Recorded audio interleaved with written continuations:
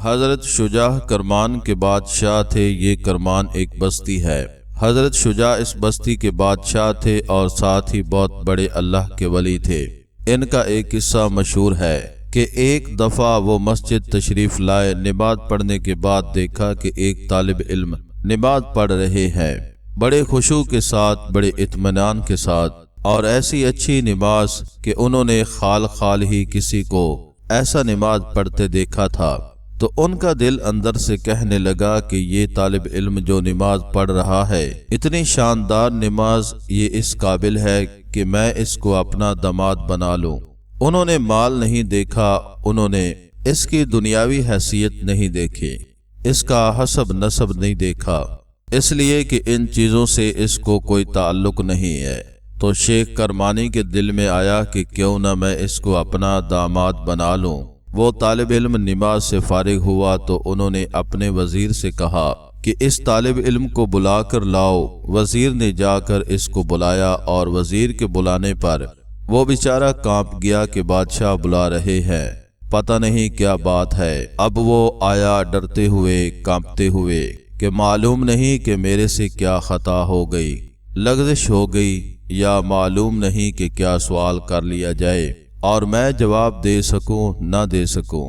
جب وہ حاضر ہوا تو بادشاہ نے اسے بٹھایا اور بٹھانے کے بعد کہا کہ میں تم سے ایک بات کہنا چاہتا ہوں، وہ یہ کہ میرے دل میں یہ خواہش گزری ہے کہ میں تم کو اپنا داماد بنا لوں۔ تمہاری اگر شادی نہیں ہوئی تو تم اگر شادی کرنا چاہو تو میری لڑکی سے شادی کر لو۔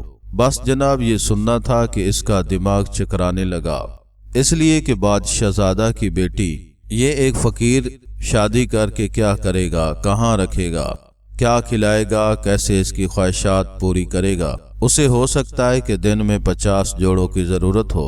اب بیچارہ چکر میں آ گیا۔ ہاں کہوں تو مشکل، نہ کہوں تو بھی مشکل۔ ہاں کہنے میں یہ مصیبت، نہ کہنے میں یہ کہ بادشاہ کہیں ناراض ہو جائے کہ میری طرف سے یہ پیغام دیا جا رہا ہے تو ٹھکرا رہا ہے۔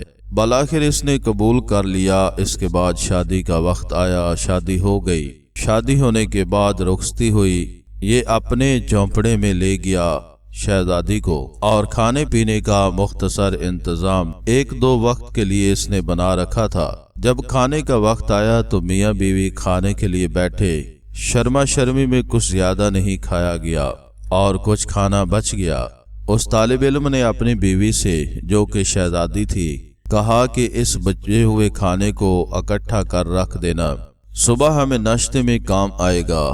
اس نے اٹھا کر ایک طرف رکھ دیا اور رونے بیٹھ گئی۔ اب رو رہی ہے۔ طالب علم بہت پریشان کہ آخر کیا ماجرا ہے۔ اس نے اس سے بار بار پوچھا کہ کیا بات ہے، کیوں روتی ہو، مگر اس نے کوئی جواب ہی نہیں دیا۔ یہ کہنے لگا کہ میں نے تمہارے والد سے پہلے ہی کہا تھا کہ میں آپ کی بیٹی کو کیسے سنبھالوں گا، میری جھونپڑی اسے کیسے پسند آئے گی، میری رہائش کا اندازہ سے کیسے پسند آئے گا، میرا سوکھا موکھا کھانا اسے کیسے پسند آئے گا۔ لیکن آپ کے والد نے بڑی غلطی کی کہ میرے سے آپ کی شادی کر دی، اور آپ کے تمام جذبات اور تمام خواہشات کو انہوں نے بالکل پیس کر رکھ دیا۔ یہ آپ کے والد کی غلطی ہے، میری غلطی نہیں ہے۔ شاید تم کو میرا یہ جھونپڑا اور یہ سوکھا کھانا پسند نہیں آیا، اس لیے رو رہی ہو۔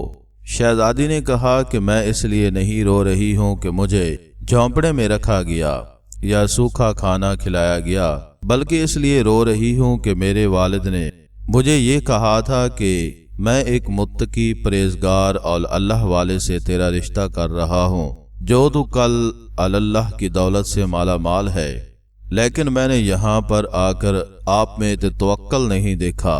آپ کہہ رہے ہیں کہ کھانا اٹھا کر کل کے لیے رکھ دو، جس خدا نے آج آپ کو دیا وہ کیا کل نہیں دے سکتا، اس لیے مجھے رونا آ رہا ہے۔ اللہ اکبر! آپ سوچئے کہ وہ بادشاہ کیسا ہوگا اور بادشاہ کی بیٹی پر اس کی تربیت کیسی ہوگی۔ اس کا اندازہ کچھ دیر کے لیے آپ کو کرنا چاہیے۔ میں سمجھتا ہوں کہ صحیح طور پر نہیں کر پائیں گے۔ بادشاہ کا جو انداز ہوتا ہے، اس کے پاس جو طاقتیں ہوتی ہیں، جو چیزیں ہوتی ہیں، اس کے اندر دینی غیرت، ایسی توکل، ایسا اللہ سے توکل کرنا اللہ تعالیٰ کے ساتھ تعلق پیدا کرنا۔ اس نے اگر کوشش کی ہے تو کیا کیا نہ کیا ہوگا۔ معلوم ہوا کہ ایک آدمی بادشاہ ہوتے ہوئے خدا کا ولی ہو سکتا ہے، شہزادی خدا کی ولی ہو سکتی ہے، شہزادہ خدا کا ولی ہو سکتا ہے۔ معلوم ہوا اللہ تک پہنچنے کے لیے ہزاروں راستے ہیں، کروڑوں راستے ہیں۔ جس راستے سے چاہے آدمی پہنچ سکتا ہے، کوئی چیز اسے اللہ تک پہنچنے سے روک نہیں سکتی، جیسا کہ آپ کو یہ مثالیں بتا رہی ہیں۔